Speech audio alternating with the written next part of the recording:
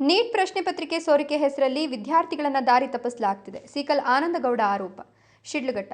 Neat ಪ್ರಶ್ನೆ ಪತ್ರಿಕೆ ಸೋರಿಕೆ ಪ್ರಕರಣವನ್ನು ನೆಪವನ್ನಾಗಿ ಮಾಡಿಕೊಂಡು ಕೆಲವು ರಾಜಕೀಯ ಪಕ್ಷಗಳು ಹಾಗೂ ಸಂಘಟನೆಗಳು ವಿದ್ಯಾರ್ಥಿಗಳನ್ನು ಪ್ರಚೋದಿಸಿ ದೇಶದಲ್ಲಿ ಅಶಾಂತಿ ಸೃಷ್ಟಿಸಲು ಯತ್ನಿಸುತ್ತಿವೆ ಅಂತ ಬಿಜೆಪಿ ಗ್ರಾಮಾಂತರ ಮಂಡಲ ಅಧ್ಯಕ್ಷ ಸಿಕಲ್ ಆನಂದಗೌಡ ಆರೋಪಿಸಿದರು. ಮಾಧ್ಯಮಗಳೊಂದಿಗೆ ಮಾತನಾಡಿದ ಅವರು, ಪ್ರಶ್ನೆ ಪತ್ರಿಕೆ ಸೋರಿಕೆ ಪ್ರಕರಣವನ್ನು ಬಿಜೆಪಿ ಖಂಡಿಸುತ್ತಿದ್ದು, ತಪ್ಪಿತಸ್ಥರಿಗೆ ಕಠಿಣ ಶಿಕ್ಷೆಯಾಗಬೇಕು ಎಂಬುದು ತಮ್ಮ ನಿಲುವು ಅಂತ ಅಂದರು. ಶಾಂತಿಯುತ ಪ್ರತಿಭಟನೆಗೆ ವಿರೋಧ ಇಲ್ಲ, ಆದರೆ ಸಾರ್ವಜನಿಕ ಆಸ್ತಿಗೆ ಹಾನಿ, ಪೊಲೀಸರ ಮೇಲೆ ದೌರ್ಜನ್ಯ ಹಾಗೂ ದೇಶ ವಿರೋಧಿ ಘೋಷಣೆಗಳು ಖಂಡನೀಯ ಅಂತ ಹೇಳಿದರು.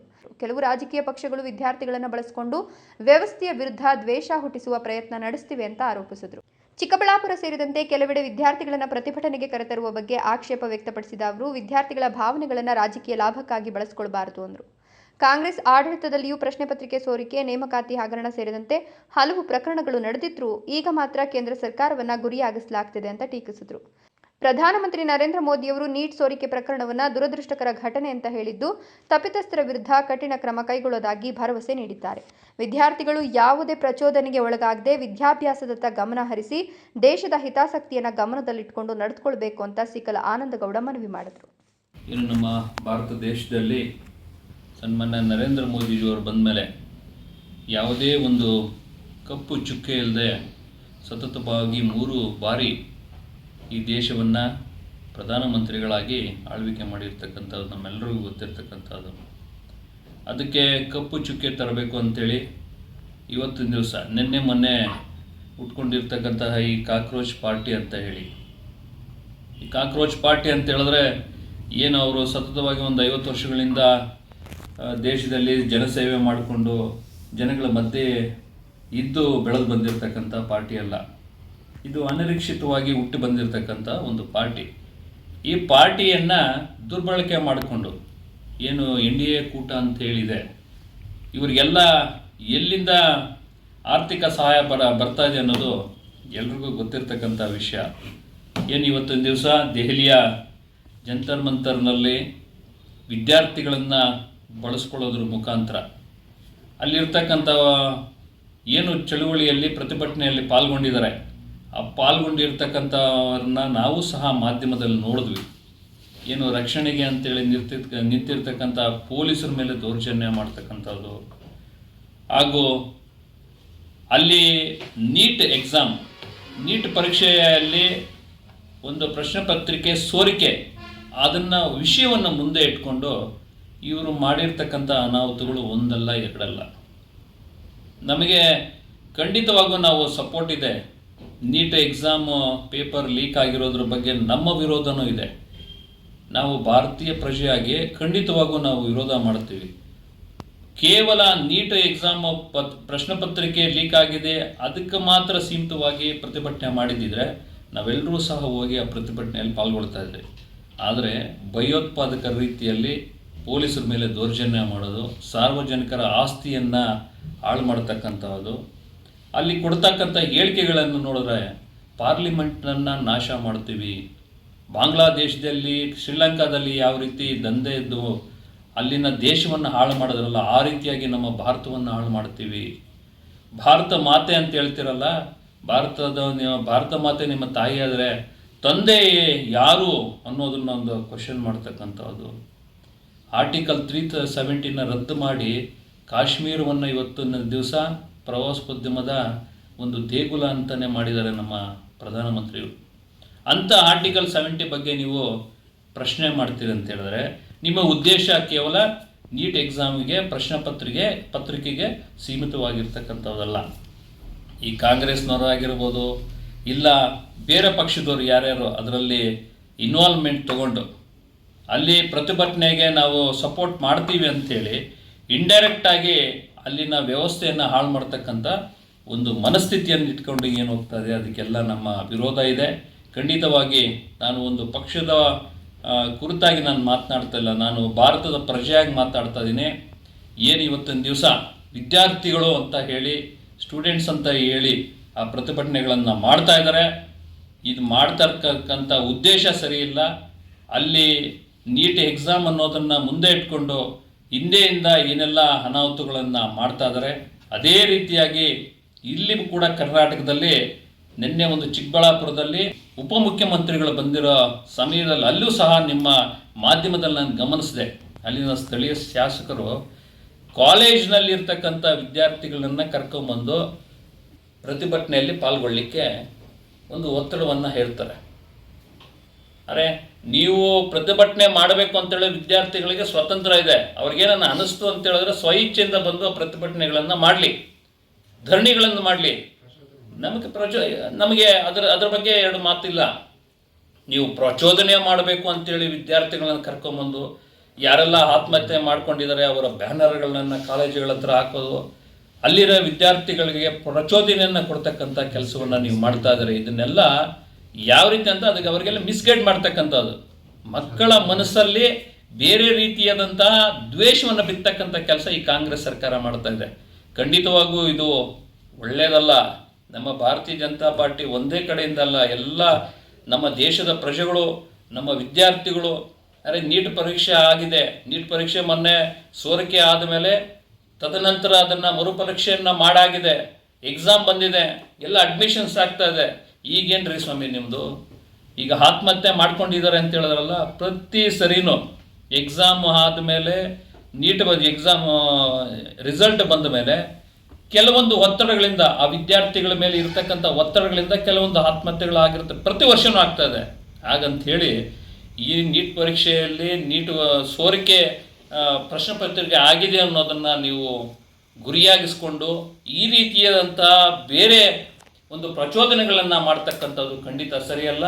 ಇದು ಖಂಡಿತವಾಗಿ ನಾನು ಭಾರತದ ಪ್ರಜೆಯಾಗಿ ಇದನ್ನು ವಿರೋಧಿಸ್ತೀನಿ. ಮುಂದಿನ ದಿನಗಳಲ್ಲಿ ಈ ಥರದ ಏನಾದರೂ ಕರ್ನಾಟಕದಲ್ಲಿ ಈ ಕಾಂಗ್ರೆಸ್ ಸರ್ಕಾರ ಇದೆ, ಸರ್ಕಾರ ನಡೆಸ್ತಕ್ಕಂಥದ್ದು ಶಾಂತಿಯಾಗಿ ಕರ್ನಾಟಕವನ್ನು ನಡೆಸ್ತಕ್ಕಂಥ ಒಂದು ಮನಸ್ಸು ಇಚ್ಛೆ ಇಟ್ಕೊಂಡು ಮಾಡ್ತಕ್ಕಂಥ ಕೆಲಸ, ಪ್ರಜೆಗಳನ್ನು ಒಂದು ಮಿಸ್ಗೈಡ್ ಮಾಡಿ ಅವರಿಗೆ ಪ್ರಚೋದನೆಯನ್ನು ಕೊಟ್ಟು ವಿದ್ಯಾರ್ಥಿಗಳಲ್ಲಿ ವಿಷದ ಬೀಜ, ದ್ವೇಷದ ಬೀಜವನ್ನು ಬಿತ್ತಿ ಸಮಾಜವನ್ನು ಹಾಳು ಮಾಡ್ತಕ್ಕಂಥ ಕೆಲಸವನ್ನು ಏನಾದರೂ ಮಾಡಿದ್ರೆ ಖಂಡಿತವಾಗಿಯೂ ಈ ಕಾಂಗ್ರೆಸ್ ಅವ್ರಿಗೆ ಬುದ್ಧಿ ಕಲಿಸ್ತಕ್ಕಂಥ ಕೆಲಸವನ್ನು ಎಲ್ಲ ನಮ್ಮ ಭಾರತದ ಪ್ರಜೆಗಳು, ಕರ್ನಾಟಕದ ಪ್ರಜೆಗಳು ಮಾಡ್ತಾರೆ ಅಂತೇಳಿ ಈ ಮುಖಾಂತರ ಎಚ್ಚರಿಕೆಯನ್ನು ಕೊಡ್ತಾ ಇದ್ದಾರೆ. ಕಾಂಗ್ರೆಸ್ ಅವಧಿಯಲ್ಲೂ ಸಹ ಈ ಥರದ ಪ್ರಶ್ನೆ ಪತ್ರಿಕೆ ಸೋರಿಕೆಗಳಾಗಿದ್ದಾವೆ, ಪ್ರತಿಭಟನೆಗಳಾಗಿದ್ದಾವೆ. ಅದನ್ನೆಲ್ಲ ಯಾರನ್ನು ಹೊಣೆಗಾರನ್ನಾಗಿ ಮಾಡಿದ್ರಿ? ನೀವು ಅಧಿಕಾರಿಗಳನ್ನು ಹೊಣೆಗಾರಿಕೆಯಾಗಿ ಮಾಡಿದ್ರಿ. ಈಗ ನೀವು ಯಾಕೆ ನೇರವಾಗಿ ಸರ್ಕಾರವನ್ನು ಹೊಣೆಗಾರಿಕೆ ಮಾಡ್ತಾ ಇದ್ರಿ? ಅರೆ, ನಮ್ಮ ಕರ್ನಾಟಕದಲ್ಲೇ ತಗೊಳ್ಳೋಣ, ಮೂಢ ಹಗರಣ ಆಯಿತು. ಮೂಢ ಹಗರಣದಲ್ಲಿ ನೇರವಾಗಿ ನಿಮ್ಮ ಮುಖ್ಯಮಂತ್ರಿಗಳಾಗಿದ್ದರಲ್ಲಪ್ಪ ಸಿದ್ದರಾಮಯ್ಯ ಅವರ ಪತ್ನಿಯವರು ನೇರವಾಗಿ ಅದರಲ್ಲಿ ಇನ್ವಾಲ್ವ್ ಆಗಿದೆ ಅಂತ ಬಂದ್ರೇನು, ಕೊನೆಗೆ ತೆಗೆದು ನೀವೇನು ಮಾಡಿದ್ರಿ? ಅಧಿಕಾರಿಗಳನ್ನ ಹೊಣೆಗಾರಿಕೆ ಮಾಡಿದ್ರಿ. RCB ವಿಜಯೋತ್ಸವವನ್ನು ನಿಮ್ಮ ತೆವಳಿಗೋಸ್ಕರ ತೆಗೆದುಕೊಂಡ್ಬಂದು ವಿಧಾನಸೌಧದ ಮುಂದುಗಡೆ ನೀವು ಆ ಒಂದು ವಿಜಯೋತ್ಸವವನ್ನು ಮಾಡಿದ್ರಿ.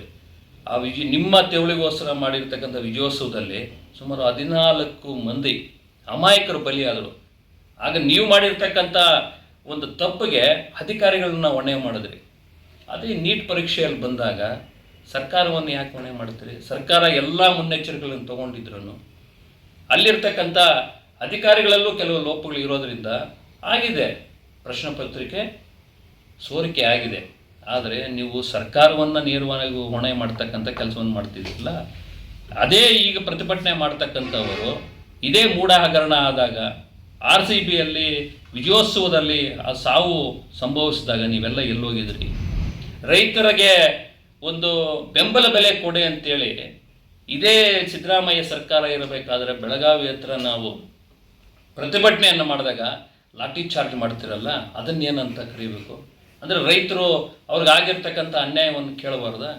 ಈ ಥರ ಸನ್ನಿವೇಶಗಳನ್ನ ಹೇಳ್ಕೊಳ್ತಾ ಹೋದರೆ ಕಾಂಗ್ರೆಸ್ ಸರ್ಕಾರ ಇರ್ತಕ್ಕಂಥ ಅವಧಿಯಲ್ಲಿ ಕೇಂದ್ರ ಸರ್ಕಾರದಿರ್ಬೋದು, ಕರ್ನಾಟಕದಲ್ಲಿರ್ಬೋದು, PSI ಒಂದು ಹಗರಣ ಏನಾಯಿತು, ಯಾರ ಸರ್ಕಾರದಲ್ಲಾಗಿದ್ದು, ಅದರಲ್ಲಿ ಯಾವ ರೀತಿಯಾದಂಥ ಅನಾಹುತಗಳಾದವು, ಆಗೆಲ್ಲ ನೀವು ಅಧಿಕಾರಿಗಳನ್ನು ಹೊಣೆಗಾರಿಕೆ ಮಾಡಿಬಿಟ್ಟು ಈ ಸಮಯದಲ್ಲಿ ಬಂದ್ಬಿಟ್ಟು ನೀವು ನೇರವಾಗಿ ಉನ್ನತ ಶಿಕ್ಷಣ ಮಂತ್ರಿಗಳನ್ನ ಹಾಗೂ ಪ್ರಧಾನಮಂತ್ರಿಗಳನ್ನ, ಭಾರತ ಸರ್ಕಾರವನ್ನು ನೀವು ಹೊಣೆಗಾರಿಕೆ ಮಾಡ್ತೀರಲ್ಲ. ಭಾರತದ ಪ್ರಧಾನಮಂತ್ರಿ ಆಗಿರ್ತಕ್ಕಂಥ ನರೇಂದ್ರ ಮೋದಿ ಅವರು ಹೇಳಿದ್ದಾರೆ, ಇದೊಂದು ದುರ್ದೈವ, ಪ್ರಶ್ನೆ ಪತ್ರಿಕೆ ಸೋರಿಕೆ ಆಗಿರ್ತಕ್ಕಂಥದ್ದು ದುರ್ದೈವ. ಇದು ಆಗಬಾರ್ದಾಗಿತ್ತು, ಆಗಿದೆ. ಅದನ್ನು ಯಾರು ಅದನ್ನು ಸೋರಿಕೆಗೆ ಕಾರಣರಾಗಿದ್ದಾರೋ ಒಬ್ಬರನ್ನು ಬಿಡೋದಿಲ್ಲ, ಅವರಿಗೆ ಶಿಕ್ಷೆ ಆಗ್ತಕ್ಕಂಥ ಕೆಲಸವನ್ನು ಮಾಡಿದ್ದಾರೆ ಅಂತೇಳಿ ಮೊನ್ನೆ ಸಂಸತ್ನಲ್ಲಿ ಹೇಳಿದ್ದಾರೆ.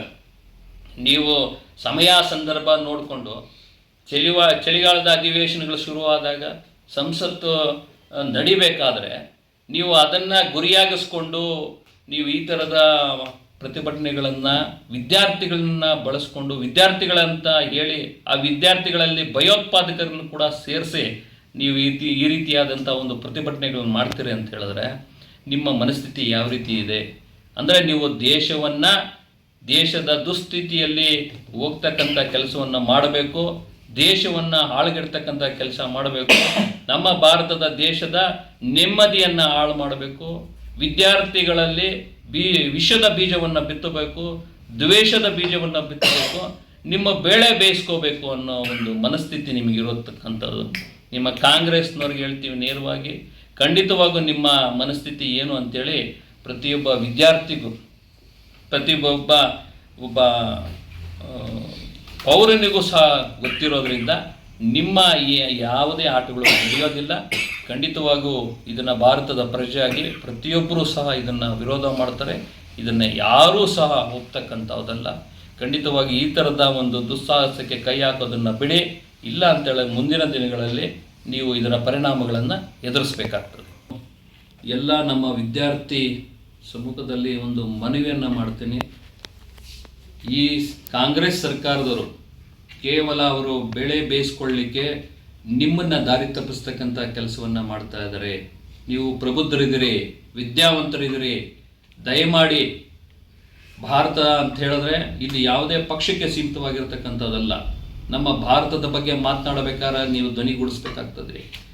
ಆರ್ಟಿಕಲ್ 370 ಬಗ್ಗೆ ಮಾತನಾಡಬೇಕಾದ್ರೆ ನಾವು ಧ್ವನಿಗೂಡಿಸ್ಬೇಕಾಗ್ತದೆ. ನಮ್ಮ ದೇಗುಲ ಅಂತಲೇ ಹೇಳ್ತಕ್ಕಂಥ ನಮ್ಮ ಪಾರ್ಲಿಮೆಂಟ್ನ ನಾಶ ಮಾಡ್ತೀವಿ ಅಂತ ಹೇಳಿದ್ರೆ ಆ ಘೋಷಣೆಗಳನ್ನು ಕೂಗಬೇಕಾದ್ರೆ ನಾವು ಧ್ವನಿಗೂಡಿಸ್ಬೇಕಾಗ್ತದೆ. ಈ ವಿದೇಶಿ ಆರ್ಥಿಕ ನೆರವನ್ನು ಕೊಟ್ಟು ಅವರನ್ನ ಯಾರೆಲ್ಲ ಈ ಒಂದು ಶಾಂತಿಯನ್ನು ಕೆಡತಕ್ಕಂಥ ಕೆಲಸವನ್ನು ಮಾಡ್ತಾ ಇದ್ದಾರೆ ಅದಕ್ಕೆ ದಯಮಾಡಿ ಹೇಳ್ತಾ ಇದ್ದೀನಿ, ವಿದ್ಯಾರ್ಥಿಗಳಲ್ಲಿ ಮನವಿಯನ್ನು ಮಾಡ್ಕೊಡ್ತೀನಿ, ದಯಮಾಡಿ ಇದು ಯಾವುದಕ್ಕೂ ನಾವು ಪ್ರೋತ್ಸಾಹ ಕೊಡೋದು ಬೇಡ. ನಮ್ಮ ಕಾಲೇಜಿನಲ್ಲಿ ಬಂದು ಪ್ರಿನ್ಸಿಪಾಲ್ ಮುಖಾಂತರ ಹೇಳ್ತಕ್ಕಂಥದ್ದು, DD ಮುಖಾಂತರ ಹೇಳಿಸ್ತಕ್ಕಂಥದ್ದು, ಅಲ್ಲಿಂದ ವಿದ್ಯಾರ್ಥಿಗಳನ್ನ ಕರ್ಕೊಂಡ್ಬಂದು ಪ್ರತಿಭಟನೆಯಲ್ಲಿ ಪಾಲ್ಗೊಳ್ತಕ್ಕಂಥದ್ದು, ಈ ಥರದ ಸನ್ನಿವೇಶಗಳು ನಮ್ಮ ಕರ್ನಾಟಕದಲ್ಲೂ ಶುರು ಆಗ್ತಕ್ಕಂಥ ಸಂಭವ ಇದೆ. ಹಾಗಾಗಿ ಈ ಮುಖಾಂತರ ವಿದ್ಯಾರ್ಥಿಗಳಲ್ಲಿ ಮನವಿ ಮಾಡ್ಕೊತೀನಿ, ದಯಮಾಡಿ ಇದು ಯಾವುದು ದೇಶಕ್ಕೆ ಒಳ್ಳೆಯದು ಅಲ್ಲ. ನಾವು ಸರಿಯಾದ ರೀತಿಯಲ್ಲಿ ಯೋಚನೆ ಮಾಡಬೇಕು, ಸರಿಯಾದ ನಿರ್ಧಾರಗಳನ್ನು ತೆಗೆದುಕೊಳ್ಬೇಕು. ಈ ಅಶಾಂತಿಯನ್ನು ಸೃಷ್ಟಿ ಮಾಡ್ತಕ್ಕಂಥ ಈ ಕಾಕ್ರೋಚ್ ಜಿರಳೆ ಅಂತ ಏನಿದೆ ಅದನ್ನು ನಾಶ ಮಾಡಬೇಕೇ ಹೊರತು ಅವ್ರ ಜೊತೆ ಕೈ ಜೋಡಿಸ್ತಕ್ಕಂಥ ಕೆಲಸವನ್ನು ಮಾಡಬಾರ್ದು. ಖಂಡಿತವಾಗಿಯೂ ನಮ್ಮ ಪ್ರಧಾನಮಂತ್ರಿಗಳು ವಿದ್ಯಾರ್ಥಿಗಳ ಜೊತೆ ಇದ್ದಾರೆ. ಇಂದಿನ ವಿದ್ಯಾರ್ಥಿಗಳ ಮುಂದಿನ ಪ್ರಜೆಗಳು ಅಂತ ಏನು ಹೇಳ್ತಾರೆ ಅದನ್ನು ನಂಬಿರ್ತಕ್ಕಂಥವರು ನಮ್ಮ ಪ್ರಧಾನಮಂತ್ರಿಗಳು. ಖಂಡಿತವಾಗಿಯೂ ಯಾರು ತಪ್ಪು ಮಾಡಿದಾರೋ ಅವರಿಗೆ ಶಿಕ್ಷೆ ಆಗ್ತಕ್ಕಂಥ ಕೆಲಸವನ್ನು ಮಾಡೇ ಮಾಡ್ತಾರೆ. ಗ್ರೇಟ್ ಇಂಡಿಯಾ ಎಲೆಕ್ಟ್ರಾನಿಕ್ಸ್ ವತಿಯಿಂದ ನಮ್ಮ ಎಲ್ಲಾ ಗ್ರಾಹಕರಿಗೆ ಶುಭಾಶಯಗಳು. ನಮ್ಮಲ್ಲಿ ಎಲ್ಲಾ ಬಗೆಯ ಎಲೆಕ್ಟ್ರಾನಿಕ್ಸ್ ಮತ್ತು ಗೃಹ ಬಳಕೆಯ ವಸ್ತುಗಳ ಮೇಲೆ ಆಕರ್ಷಕ ಫಿನಾನ್ಸ್ ಸೌಲಭ್ಯದೊಂದಿಗೆ ಭಾರಿ ಡಿಸ್ಕೌಂಟ್ ನೀಡಲಾಗುತ್ತಿದೆ. ನಿಮ್ಮ ಮನೆಯನ್ನು ಮತ್ತಷ್ಟು ಸುಂದರಗೊಳಿಸಲು ನಗರದಲ್ಲಿ ನಂಬರ್ 1 ಶೋರೂಮ್ ಆದ ಗ್ರೇಟ್ ಇಂಡಿಯಾ ಎಲೆಕ್ಟ್ರಾನಿಕ್ಸ್ಗೆ ಇಂದೇ ಭೇಟಿ ಕೊಡಿ. ಗುಣಮಟ್ಟದ ವಸ್ತುಗಳು, ಉತ್ತಮ ಸೇವೆ, ರಿಯಾಯಿತಿ ದರಗಳು. ಇಂದೇ ಭೇಟಿ ಕೊಡಿ ಗ್ರೇಟ್ ಇಂಡಿಯಾ ಎಲೆಕ್ಟ್ರಾನಿಕ್ಸ್, ಅಮೀರ್ ಬಾಬಾ ದರ್ಗಾ ಹತ್ತಿರ, ದಿಬ್ಬೂರ್ಹಳ್ಳಿ ರಸ್ತೆ, ಸಿಡ್ಲಘಟ್ಟ. ಕರೆ ಮಾಡಿ 8861043315.